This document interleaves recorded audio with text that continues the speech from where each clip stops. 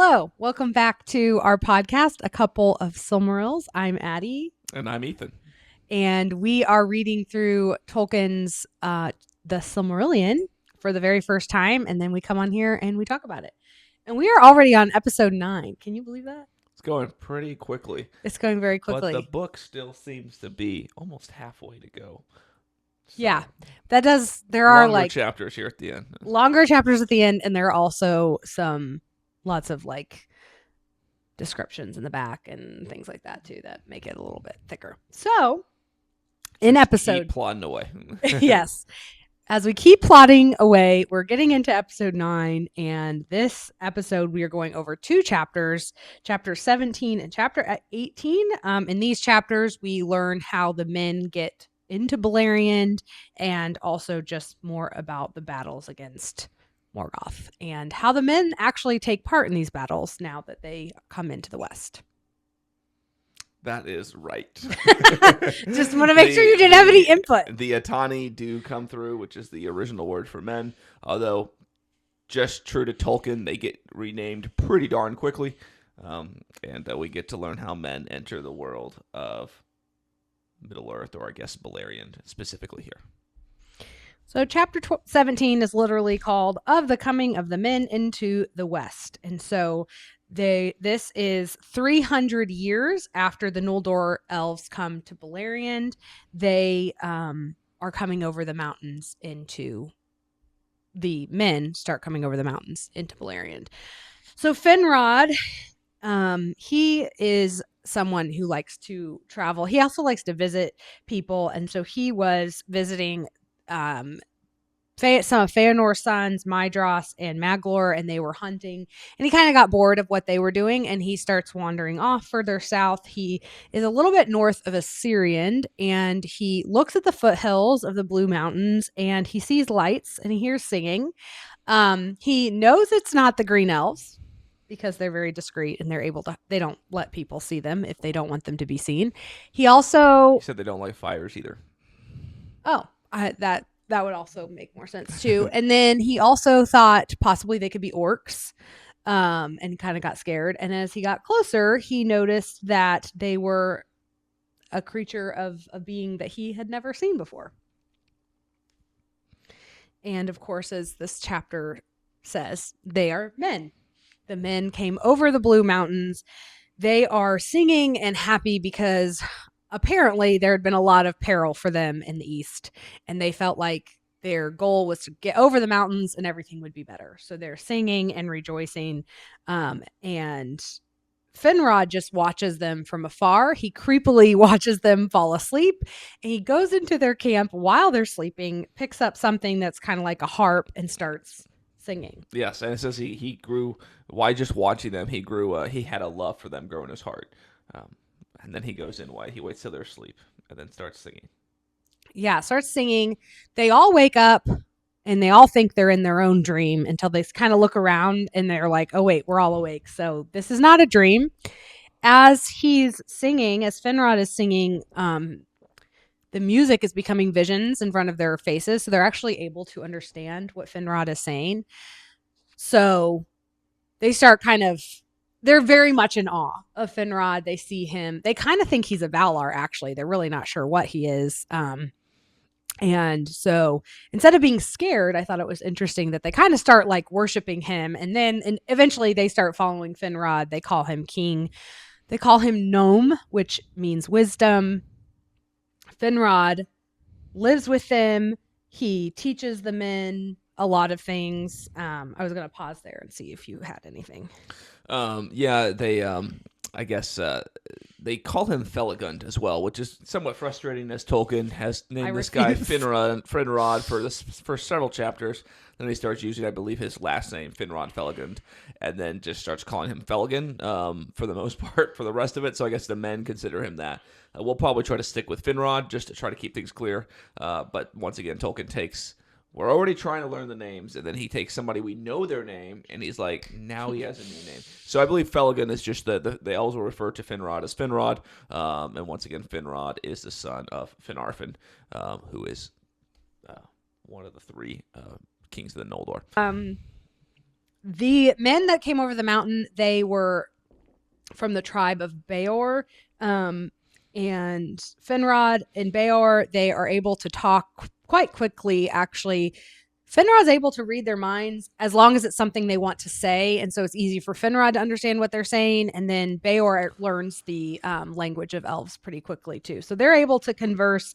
But Beor. Like Finrod could also plant the thoughts he wanted to say in their minds. It was almost kind of like, just learning, basically alluding to that they could learn the language together pretty fast. I like that. And Finrod is interested in knowing what happened to the men. Beor did not like to talk about it.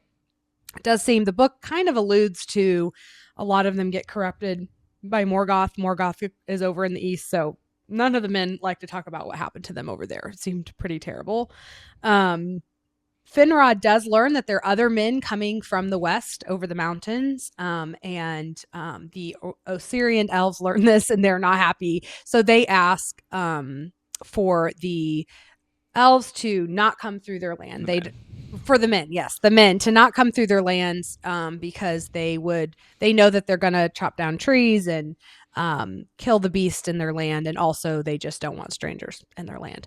So as Finrod is bringing the men through, he doesn't bring them through Osirian. I think it's like he takes them through the north, takes them kind of to the edge of Doriath, and this is where the men have put it up on the map for a second if you want. Yeah, have an encampment there. That encampment is called Estolad. So I will pull that up on the map here in a second. Estolad's over here, so you can see that's right on the east side of Doriath. So right up. Looks like the men probably came over somewhere right over there. Yeah, we assume they're here, and they stayed to the north of Osirian because the elves didn't want them in there. So they the men of Beor, they stay in that area, and they call it Estolad. After a year of hanging around them and teaching the elves, Finrod decides he wants to go back to his people, and Beor, who's the leader of his people, wants to go with him. And so Finrod does allow that, and Beor puts his son Baron in charge of his people. Yeah, I think one of the interesting things you had said is the men, they really say they don't know a whole lot about their origin. They just know that there is darkness behind them. So it seems like they hid a little bit from Finrod, but honestly, it seemed like for the most part, and this comes through in the fact that their lives are much shorter, and I don't believe they have a written language yet. A lot of these stories are passed on. They just kind of know in general, they don't want to be in the East. They want some freedom, and that's because of Morgoth. The next people to come over the mountains after Beor are the Halidin people. They turn north because the Green Elves were not welcoming to them, and they go to Thargelion. And if you remember, Thargelion is where some of the sons of Feanor dwell, kind of in that area. So once again, I will pull that up real quick. So it seems like they probably came over a similar place into Osirian. Osirian elves are like, get out of here. And so they go up here, and they actually kind of just stay and dwell in Thargelion for quite a while. And it's interesting that Caranthir, which is Feanor's son, which I believe was one of the most like Feanor in mind, doesn't really seem to mind that they're there. Just kind of ignores them.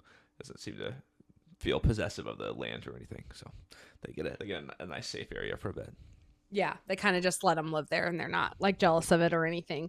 Then the last people to come are Merrick and his people, and they actually are allowed. They go through Osirian, and the elves just hide themselves. The green elves just hide themselves, so they didn't make too much of a fuss. But they do travel near Beor's people, and they live in that encampment, probably becoming a little bit more of dwellings at this point, called Estolad. Many elves, as you could assume, that if there's like a new being in your area, they're curious. So many elves journey to visit the men, and they start calling them the Edain. So this is what we're talking about, where for a long time in this book has been calling the men the Atani, and so now they're being called the Edain. And the Atani was what the Valar knew them as. So the Eldar do not know them necessarily as that. So they makes sense. They give them a name. Yeah, that makes sense. So it does, but it's still Another thing to learn. Real quick, you said the Green Elves did not attack the people of Marek, due to the fact that they are the largest group of men, and they kind of came across in military formations and marching and things like that. And as the Green Elves decide to just let them go, don't want to mess with them. That was probably wise, although that was pretty strong.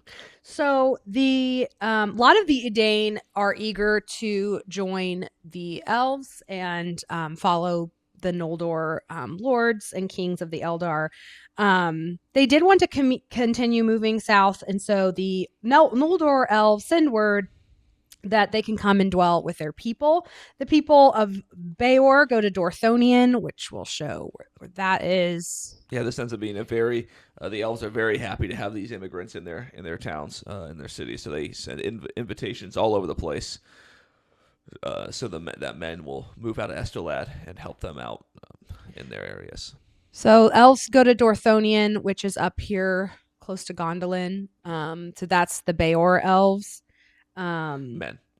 I keep saying elves. Edain. I gotta stop doing that.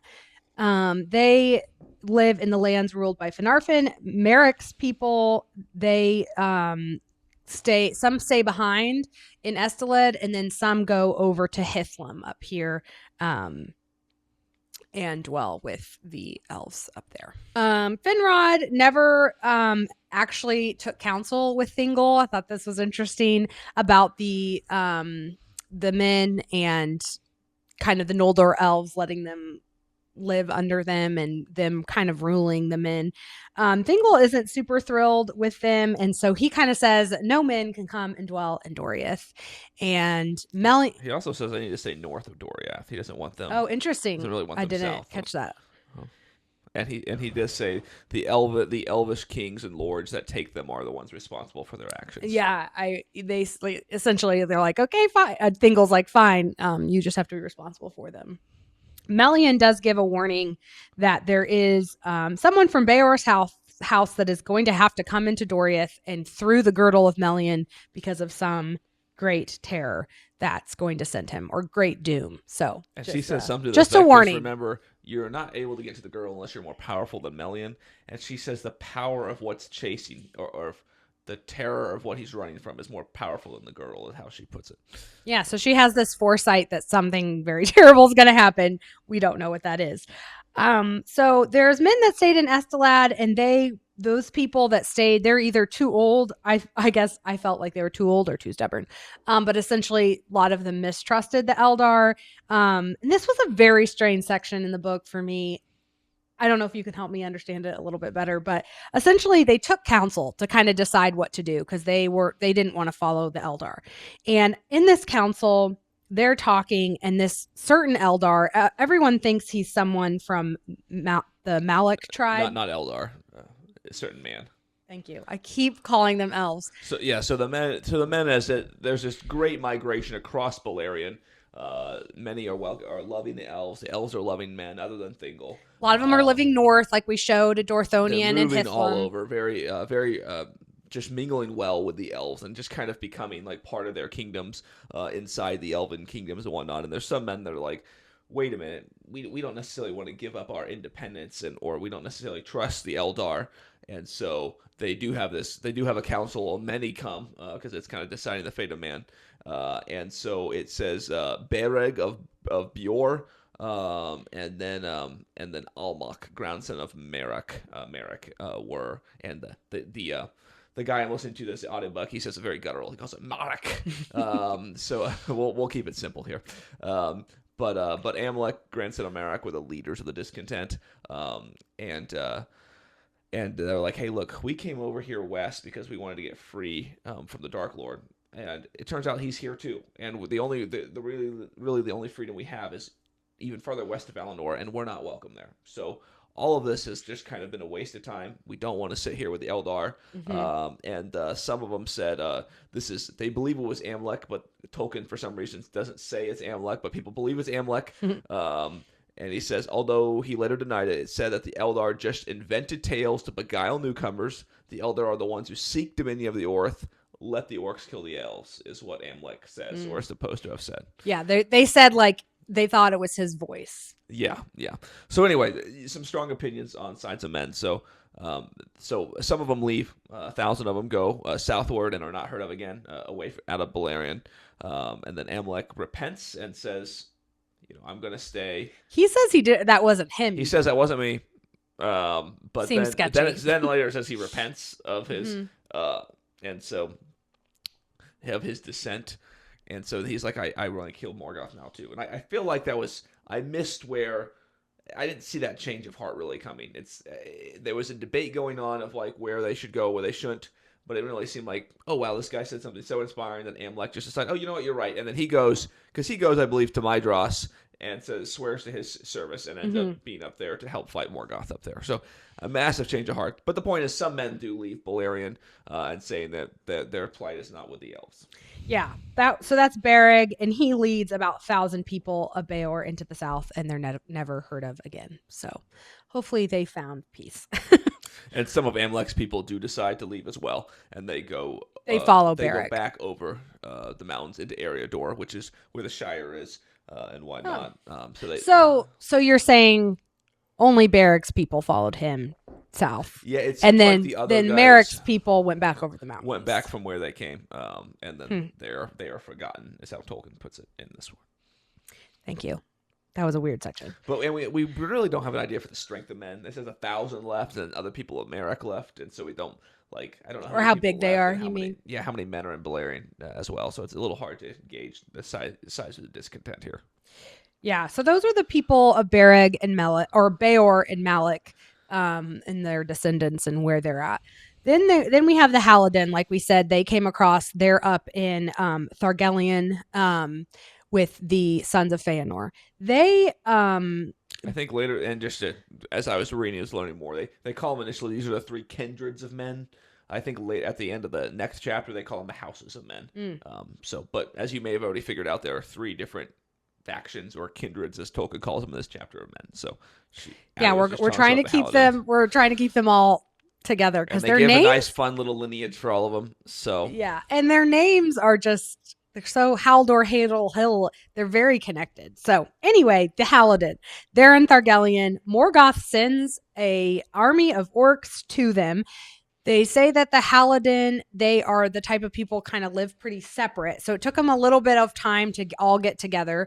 They get together, I think, like behind a lake, it seems like. Can you show the map? I'll show you. And then I'll just say this real quick, and then I'll pull the map up. They get together in their army, and the women and children get behind them. So let's see where they do that on our map here. Morgoth he's constantly trying to get men and elves to hate each other, and it doesn't really work. It plays out a few different ways, as you saw some people leaving earlier. I think it's this lake here, like Helivon. No, so they come across the Dwarven Road. So Morgoth does a massive flank around, and he comes across the Dwarven Road, and they are literally at this little point here, and so they create a fortress right in between that where that river. It's right where Thargelion. Those who are listening, right where Thargelion connects to Assyrian. Yes, and there's basically on 3. The east side. There's 2 rivers that combined into kind of a point, and so there's like a little triangle there, and so they kind of get inside that triangle between the rivers and build a stockade, and they endure a siege of all these orcs that have surprise attacked them. So the leader of the Halidin was Halidad. He gathers all his brave men. Like we said, they're fighting against the orcs. Haldad and his twins, Haleth and Haldar, are also fighting. Haleth is female. Haldar is a male. I just thought they mentioned that, so I'm going to mention that. Haldad and Haldar are struck down. Haleth, who's very brave, she holds the people together, even though she sees there really is no hope. There's way more orcs. They are going to die. But she holds the people together for 7 days. It seems like a terrible siege, this little stockade they've made. And they're holding on. And Caranthur, one of Feanor's sons, comes in and drives the orcs away. Yeah, he blew into the river. He blew his trumpets, and it seems like he finally shows up. And remember, they had not had really any dealings with men. They knew they existed, but like, we'll just leave you be, even though it is our lands. We're fine with that. And then Caranthur finally saw the orcs attacking him, and I guess he gathered his people. I don't know how long it took him to like, okay, well, let's help them because they're brave. And that's really when you have the first introduction between Caranthur and Edain. Yeah. So, Caranthur protects them, and they're able to make it. Haleth, after all this happens, she becomes the leader because her dad and her brother pass away, and so she decides that. And I think the people who live pretty separately realize they need to unite more now that they have a common enemy. So she is way more of a leader than her father was. Her father was kind of he's a figure, but they lived kind of they said households governed themselves. And so I think at this point they've really formed more into a typical leadership structure. Yeah, they decide to connect a little bit better, especially with how poorly they were able to do that and get into like battle formation and everything. So Haleth decides that they need to leave where they are now, and they decide to go west. She leads her people to Estelad, which is where we said, where the men were and had an encampment there. And she's still not happy there. She wants to keep going further west. She's quite independent. Caranthur is like, guys, you guys fought so hard. We would be very honored if you come move up north. We will protect you. She's like, thank you for saving us. Oh yeah, we're leaving. That. There's another moment like that of Haleth as well, where she's very independent. And she's just able, like, she's not worried about like, that probably would be kind of safe, but she's just like, nope, I know that this will be, this is what I want to do, and I'm not afraid to tell you. So she keeps going further west. They go through that really terrible spot on the map that's been mentioned before, where Nangortheb, where there's this small area where to the north is Nangortheb, and to the south is the Nandungortheb. Nandungortheb. So you're going through this pass here. The girdle of Melian is below you. Nandungortheb is above you. It's just a very bad and scary. And it's also called the Valley of Terrors. And once again, yes, where Ungoliath left a whole bunch of her spawn and creatures there of just terrible, terrible beasts there. So it's very perilous to go through, but they do it. They make it through. I think I'll just leave this. And they don't really know this. They don't know it's perilous. They don't have a guide or anything. They just go by themselves. They make it through. They go through they get through Dimbar, which is also a place where no one lives except the eagles actually dwell there. But other than that, there are no humans there. And they get up here to Brithiac, and they live in the forest of Brethel. So this here is the forest of Brethel. Thingol actually owns that area. And so he owns it, but it's not under the girdle of Melian, or he claims it is how they put it. Yeah, so he claims it.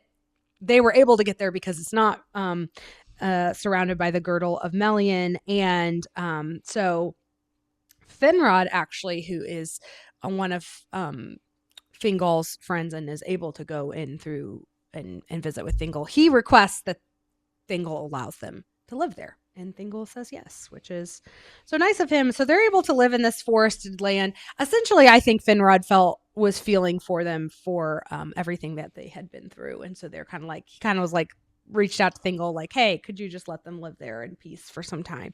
And so he does. The Elf Kings. Did you hear? He said they can live there, but they need to defend the crossing there. Against all enemies. Oh, I'm glad you said that. I didn't have that. And then Haleth, she just gives another Haleth response where she's like, these people killed my son and my husband, my brother and my husband. No, duh, we're gonna fight them. Essentially, is what she says. Like, who are you? Why do you even need to say that? Is kind of what it seemed like, because she says something to the effect of, we must not understand the Eldar very well, because why would you even need to ask us that? Like, we're gonna fight these people. Mm-hmm. So, but not a like, hey, we're glad, thank you for letting us stay here. Yeah, we'll be happy to do that. But just kind of a like, duh. Yeah. So at this point, the elf kings see that it's not good for men and elves to just dwell together. They kind of need a little bit more structure.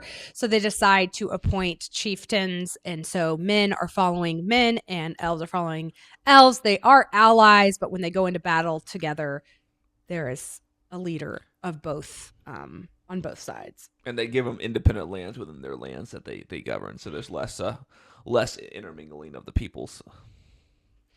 This is where they kind of go into a little bit more of the names. Fingolfin gives Hador, he's of Merrick's people, he gives him Dorlomin. And Hador becomes the Merrick. It was the clan of Merrick for the first few pages, and then it becomes Hador, the House of Hador. So Merrick has now moved into as the House of Hador, and they are the most powerful and the largest of the House of Men. And he gives them Dorlomin up here, so they dwell in Dorlomin. All of his people live there, like Ethan said, mightiest of the chieftains of the Edain, because there was the most people under him. The lordship and the people of Beor was given to Boromir, who is the grandson of Beor. And then the book does go on to list some of the descendants of Halladin and Beor and Merrick's people, but I wasn't going to bore you with that list. Yeah, it seems like some of these names are not important. Maybe I'll take that back. But one of the interesting things we see here, and they even mention, I think Melian mentions things that are just going to start going quicker. Elves start seeing that men can die much sooner. Well, they can die of natural causes and of sickness. And so basically, if you're covering 400 years, well, all of a sudden you need to throw all these men in there because obviously there's several generations that happen. So when you're covering a little bit of time there with the men, also all these names come up. It doesn't seem like all of them are going to be mentioned again, but it seems like it's to the point just to get you down to someone that Tolkien is going to follow as well. So like with Hador, I think he's the great grandson of Merrick, and we skipped a couple in between there, and so there's a few of these like that, and I think Addie's definitely made the right call. We're not going to go through every single one of those names because not all of them are important as of yet. And if they are, we'll come back to them. And there are, in the back of the book, there are a couple family trees. It's weird. There's a family tree of Merrick and of Beor's people, but there isn't one of the Halladin. I don't know if because they combine a little bit, but anyway, so if you needed a little bit more, or if I need a little bit more, I would go back there too. So, yeah, Ethan mentioned it already that the Eldar are seeing death stricken by age instead of just war, and so that's really interesting to them. It seems like it grieves them, that it's really sad to watch. The chapter just ends that these men were caught in the Doom of Noldor. They did great deeds with the Eldar, and the years of the Edain were actually lengthened as they move into Beleriand. So it seems like being around the Eldar makes them live a little bit longer. However, it said they live into like the 90s. So yeah, they probably were living into the 60s or 70s before. Don't know. But so it's not like these guys are they're not living to 200. You're not living into the hundreds. So Beor dies at 93 years old, and that's the first elf that they see. I mean, keep saying elf. That's the first man that they see die by old age. And that is the end of chapter 17 of the coming of the men into the West. And so now we kind of get an idea of who these men are and why they came over and how they came over. Just real quick, if you could show the map, the Boromir, who was given the lordship of the people of Beor, he ends up getting him and his people moved to Dorthonion right here. So Dorlomin is where Hador is, and then the people of Beor live in Dorthonion up there. Dorlomin is all the way on the east side of the map, and then Dorthonion, what Ethan's talking about, is in the middle, north. And a bit south of them is in the Forest of Brethil, where Haelith and her. North of Doriath and Thingol, where they live. Yep. And they do just mention that that the people of Hador father Arundel the Blessed and Elwing. And they just throw these names out there. They don't tell us who they are yet, but I assume there's going to be more to come on that. And they keep setting up Baron and Luthien out of this line as well. So I guess Baron out of this line. Luthien is the daughter of Thingol and Melian. So anyway, that's a story that's coming. It's actually the next chapter. Long chapter for the next episode. So anyway, we'll find out more about that. But once again, that's just to point out that some of the don't matter as much. Some of these names, it's really just to build you down the list of genealogies to get to the next story. Yeah, the next thing that Tolkien found important. That leads us into chapter 18. Chapter 18 is called The Ruin of Beleriand and the Fall of Fingolfin. Sad. It starts out with Fingolfin. He sees that it's probably time to attack Morgoth again. And so he goes to his people and he's like, hey, we need to do this. No one really agrees except for Angrod and Ignor. And that's kind of because they are seeing a little bit more of the orcs than most people. And so they agree, but they're the only ones. And so no one. So Fingolfin decides, well, fine, like this isn't going to come to pass. They live in peace for a little while, but unfortunately, while they're living in peace, Morgoth is plotting his next attack. Yeah, and so Fingon, he was just seeing how they'd grown quite strong with men as their allies, and was like, maybe it's time for an attack. And so they, but to Daddy's point, everyone's kind of content. It's been about 450 years, is what the book says. I think 455 since the last battle. And so the elves are like, really, we're kind of just fine leaving some troops up north, and we don't really see attacking this fortress is going to kill a lot of us, and they don't die. So it's like it's really extra tough to go into a battle. So anyway, so the people you mentioned, Angrod and I forget the other guy, but basically they're stationed more up near Dorthonion, closer to Angband, so they see that more often, and that's why them and Fingon were like, we should probably attack this, but everyone else who is not near there is like, nah, we feel okay. So, like we said, Morgoth's plotting his next attack. So in the winter. At night, Morgoth decides to send forth great rivers of flame. These rivers of flame stink up the air and are deadly. Well, he sends out the flames and poisonous fumes that come out of the mountains. So. I guess I kind of read that the flames were sending out poisonous fumes, but that makes sense too. The flames come from Thangorodrim, the towers, and then the fumes come from the mountains. Okay. And so this sends forth and pretty much destroys. Can you show us what it destroys? Because I was a little. Some of the mountains block it, so there are some of the areas that don't get covered. But yes. I'm going to give Ethan the mouse. So he's going to show us. Essentially, and we're going to start learning that things get renamed here, which isn't always fun when they rename places. But this makes a lot of sense, though, because they've been conquered by Morgoth. So Morgoth's up here at Angband, and then he sends out a bunch of fire, basically consumes all this plain of Angfoglith. I think it's called Ardgalen now, and then after this happens, it's called Angfoglith, because this is no longer a green plain. It is a smoking ruin. So it is all throughout here. Basically, I don't know how far over here it goes, but they do say that these mountains here kind of keep it from going. But essentially, all the guards, the camp, everything the elves have, Eldar have, and men have out here is just destroyed in like an instant, and he starts marching forward. This begins the fourth great battle, Dagor Bragollach. So that's a disgusting name of this battle. It means the battle. Dagor. No R in there. Dagor Bragollach. It means the battle of sudden flame.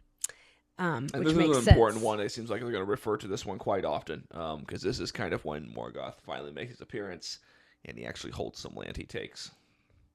Glaurung, the father of dragons, comes out of the front of the fire. The Balrogs, this is how terrible it is. The Balrogs follow Glaurung, and then the orcs, armies and armies, many orcs than I think any of the Noldor even expected, come behind them. Many of the stoutest foes of Morgoth were destroyed in these first days of the war.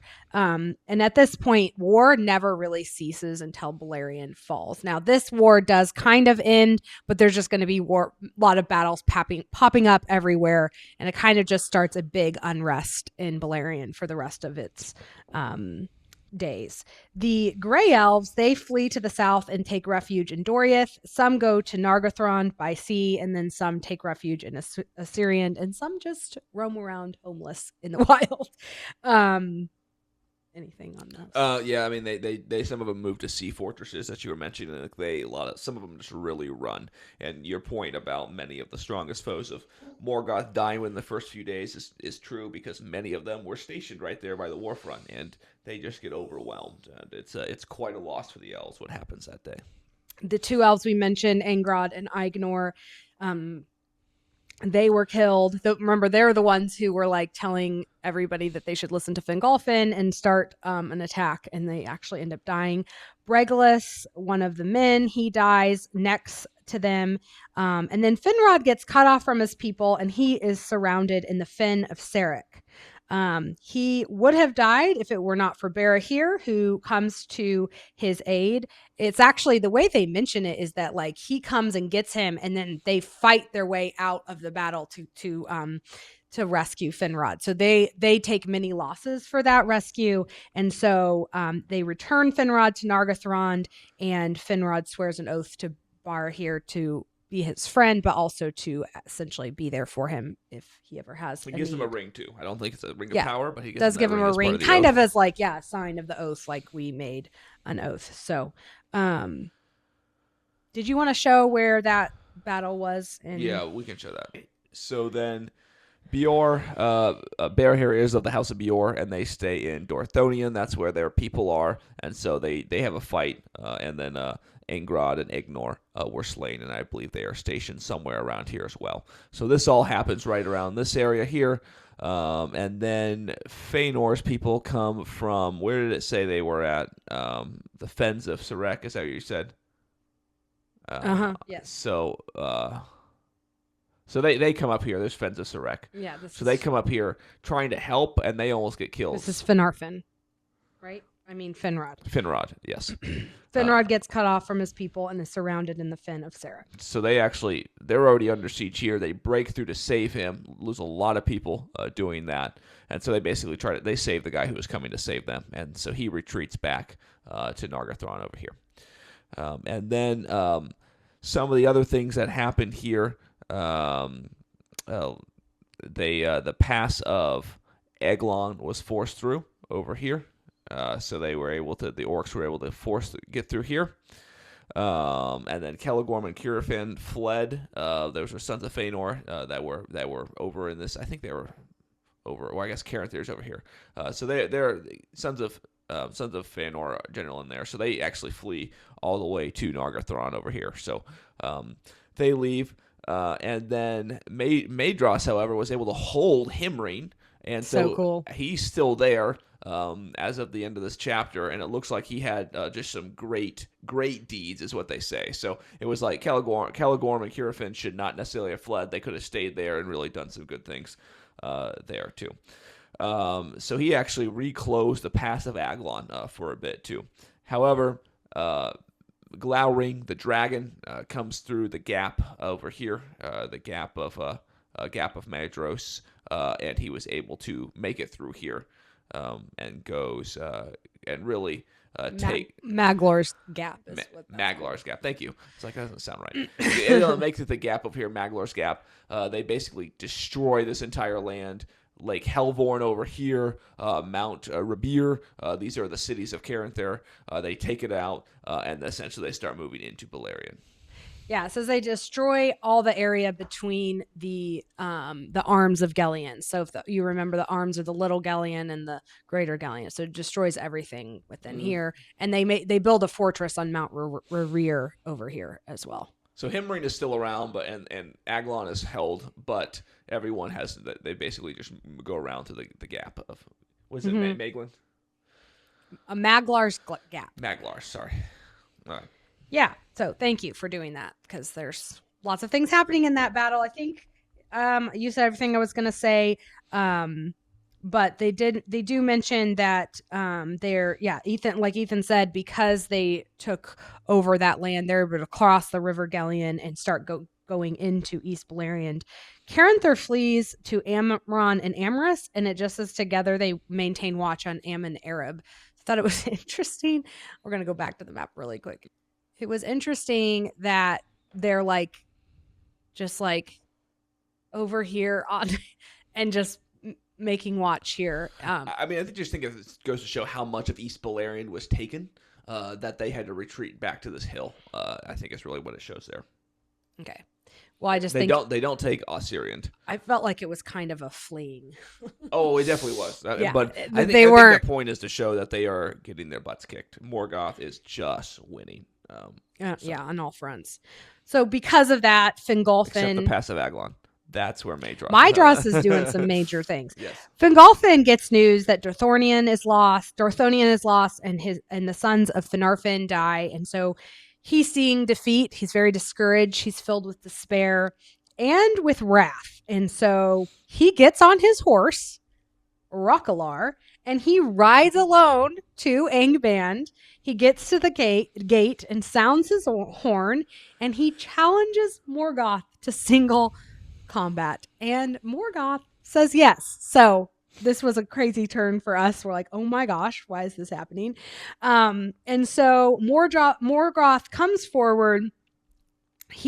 I love the juxtaposition of the two of them. Morgoth comes out. Essentially, he's kind of covered himself in shadow. He's very dark. He's wearing his iron crown. He has a large shield. And they don't mention the Silmarils in this either. So they say it's crown. So I assume it has the Silmarils in it, but they don't mention it, surprisingly enough. Yeah, interesting. Maybe they're covered in shadow. Hides it when he goes out there. And then Fingolfin, he is gleaming like a star with his silver mail, blue shield that's set with crystals, and his sword glittering like ice. So the juxtaposition of the dark and the light are very obvious in that scene. Morgoth has his hammer of the underworld called Grond. Is that the same Grond? Well, Grond is a battering ram in Lord of the Rings, so I don't think it's the same thing, but I believe they probably named it after the same thing. Unless they used the head of this hammer for the head of the ram. I don't know if they did that. We should look into that. But, that would be interesting. But that would be interesting. And an interesting thing, Morgoth did actually not want to take the challenge because he knew fear, but he didn't want to be embarrassed in front of his captains. Yeah, they kind of say that they could hear the horn of Fingolfin could be heard all around, and so it was kind of like everyone knew what Fingolfin wanted, and he was like, well, I probably should do this. So he takes his the hammer of the underworld, Grond. He's swinging it at Fingolfin. He swings it at him several times. Fingolfin's able to spring away each time, which is very impressive. But he does, because he's not a Valar, he does grow weary, unlike Morgoth. Well, and this hammer also, whenever he hits the ground, it creates huge dents and cracks in the earth.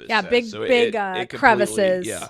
It's kind of like artillery shells just all throughout the earth when he hits it. So he basically has turned this flat plain into a very precarious area. Very hard to keep moving, and Fingolfin grows weary, and so Morgoth gets his shield on him. At this point, he can barely stand, and he does eventually kind of just fall at the feet of Morgoth.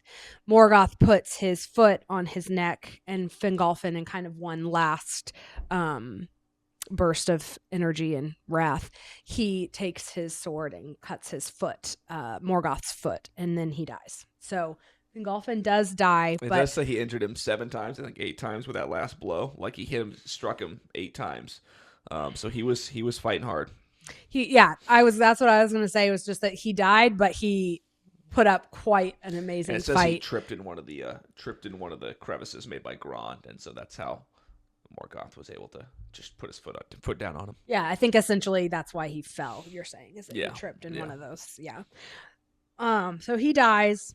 Fingolfin, the High King of the Noldor. Remember, Fingolfin is the head king of the Noldor at that point, and then he dies.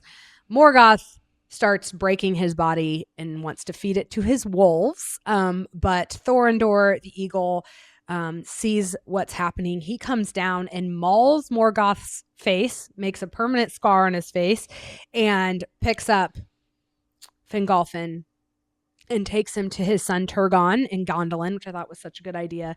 Takes him to a mountain that overlooks Gondolin and leaves him there. And Turgon, it says he builds a high cairn for his body there. I looked up a cairn. Do you know what a cairn is? I assume it was some sort of pyre. It looked like it was a big stack of rocks. So it's like a tomb. Okay. And it was kind of there to commemorate his father on that mountain. They just left him there. No orcs would ever go to that tomb. So that even though he didn't kill Morgoth, it really did put some fear into the orcs to see how powerful he was. Does mention too that no orcs would speak of that because it was kind of embarrassing to Morgoth. All of I said the the orcs don't boast and the elves don't sing of that day. and the elves don't sing because they are so sad that their king died. So I think they would sing more of it because it was a pretty amazing. He put up a big fight, but because they're so sad that their king died. And Morgoth does walk with a limp because of the injury to his foot that Fingolfin gave him. His wounds cannot be healed, which I thought was interesting. So Morgoth is in so much pain. He has these wounds that can't be healed. He has the Silmarils on his crown that cause like a lot of weight on him. And so that, when you're in pain, you kind of just are a grumpy person. So it's just probably making him even more and more wrathful. Fingon does take the lordship of the kingdom of Noldor. And then it just says, but his young son, Araenion, he sends to the Havens. Did you know what that meant? So his son is named Gilgalad is the other name for that, and so Gilgalad becomes you'll see him in Rings of Power, and he becomes a bigger figure later on. The Havens, I don't know if that means Grey Havens. I'm not quite sure, but what I got from that was basically he sends him to safety. He's like, we need you. If I die, we need someone to stay king. So he makes him the designated survivor and gets him out of there. Is how I took that. But I looked on the map. I couldn't find the Havens.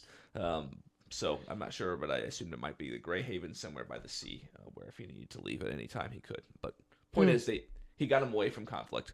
But Gilgalad becomes a bigger name later on. The book then goes to Barahir. He is of a descendant of Beor, and he remains in Dorthonion. I think all the bees are from Beor. I think that's one nice thing Tolkien does for us.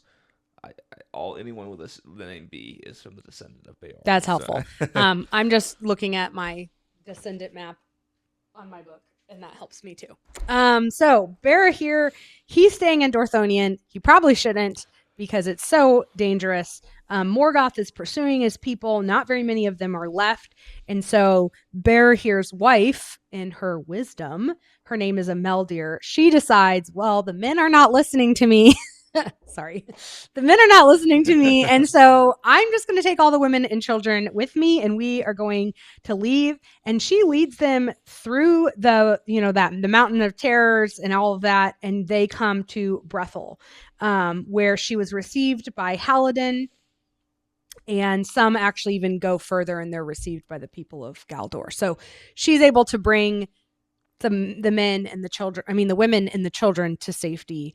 The men stay there. It does say that no one ever saw the men again. It seems like they dwindle down to about 12 men, and they just roam in the barren highlands above the forest. It says their bed was heather and their roof a cloudy sky. So it seems pretty despairing. And I think of that story, I believe Beren is one of those 12, and he ends up making it out. And I sense that's just something, the evil he's running forward, where Melian says someone